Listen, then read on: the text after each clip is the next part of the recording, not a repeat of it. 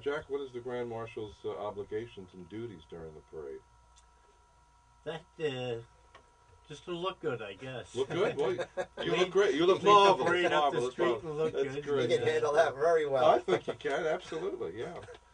Now, I know you've we talked before the show began, and you have a great association with CBS and KYW Channel 3, and you were, last week before you came here, you were involved in a meeting with CBS 3. Everything went well, and we'll see some really good shots.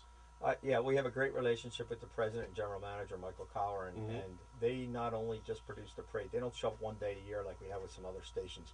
They're very involved in our events and our fundraising, and they've become friends. So it's a great opportunity for us as board members to help them to get into the community and to help us understand the television aspect of things. What about the fundraising? Since you brought it up, I want to follow up on that a little bit. It has to be a costly project. It's not cheap.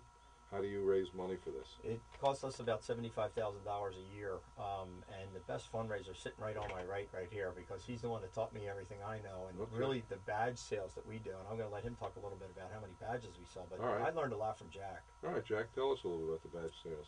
Well, we have small badges and large badges, and the small badges we sell 6,000 small badges, and we sell 200 of the large badges, and mostly it's groups in the parade. There's some pubs that buy them to either give them out or sell them to their customers, and it's a good fundraiser for us. And we throw some other events during the year at some at Finnegan's Wake and Barnaby's, and bring people in, have dancing and shows, not shows, but, step dancing. And so we're able to garner the money up along with, some, a lot of sponsors that, also contribute well to us. And it's a year-long project. You start the day, you like the Mummers, you start the day after New Year's. In your case, the day after the parade. And begin the fundraising and the work. And I take a day off. Okay, good. The next day. But it is it's not something you throw together in a month or two. No. And how about judging? Now, when the parade, all the units come by. You said where at the art museum? 20th and the Parkway. 20th and the Parkway. So, who does the judging? We have 3 independent judges that have been doing it quite a while. We have a nun, a priest, and a travel agent, so they get quite a cross section. I would say.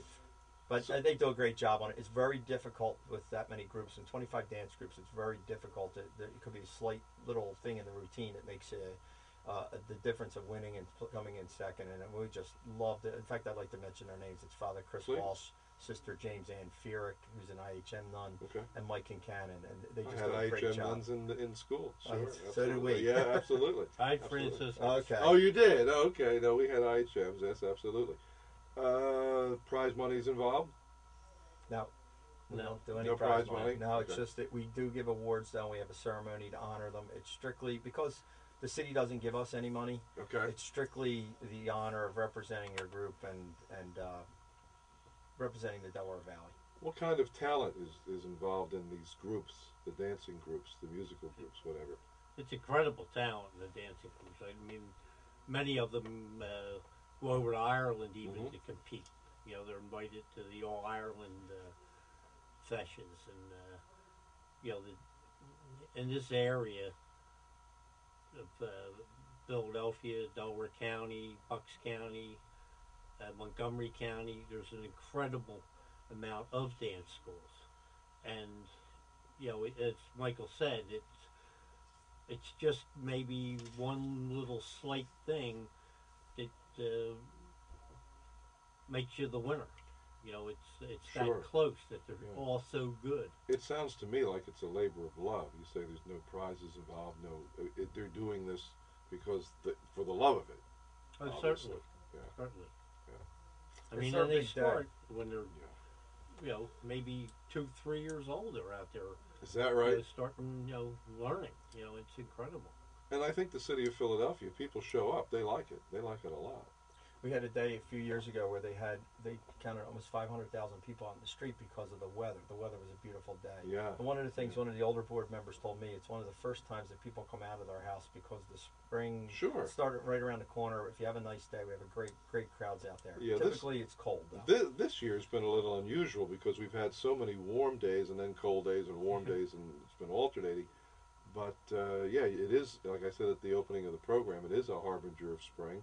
And like you said, if you get a nice warm day, people want to come out and enjoy themselves. Well, I'd like to just mention one thing to your listeners, to make sure you move your clocks ahead tonight 1 hour. Oh, that's right. Tomorrow Oh, is yes, the that's time right. change, and it's Yeah. very unusual because it's so early. It is early, yes.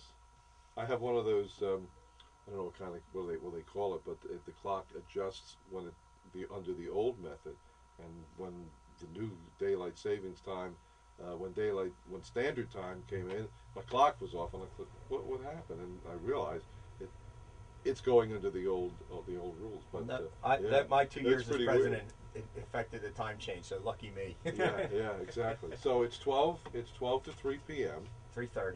12 to 3:30. Is there a rain date just in case that we get some inclement weather? No, it's not. There's no rain date. So it's rain or shine. Yep. Okay. All right. I mean, one year we did have it was a snow date, and it was only because the mayor made an announcement that we went the following Okay. week. Yeah. But it's very difficult to have it the following week because so many of the groups and the bands and the dancers Mhm. and all have commitments, Certainly. Yeah. for every weekend. And there's a certain anticipation for the original date, Oh, certainly. whatever that is, and so people, they're ready for it. Maybe they've made plans just to be home, or come downtown to watch it, or watch it on TV, which they wouldn't be able to do if you pushed it to another day. Makes it tough because they've rented buses and they've rented catering halls and food and dance groups and bands, and they need to pay for them anyway. So Yeah. it'd be really difficult. It would not be as good if it was the next week. No. Certainly could have it, but it would not be. Well, It's good. exactly. It's like the Mummers. If it's not, they can do it on some other day other than New Year's, but it's not really the same. Yeah. Well, gentlemen, I want to thank you. Big doings in Philadelphia tomorrow. The annual St. Patrick's Day Parade. My thanks to Parade President Michael Bradley and Grand Marshal Jack McMee. And Jack, congratulations on your selection. Enjoy yourself tomorrow. Thank And you the very day much. after the parade, Mike, you can take a little day off and relax. And that is it for another Corner Table. This is Art Andrews. Remember, we will set a place for you next time right here at Martini Lounge Radio.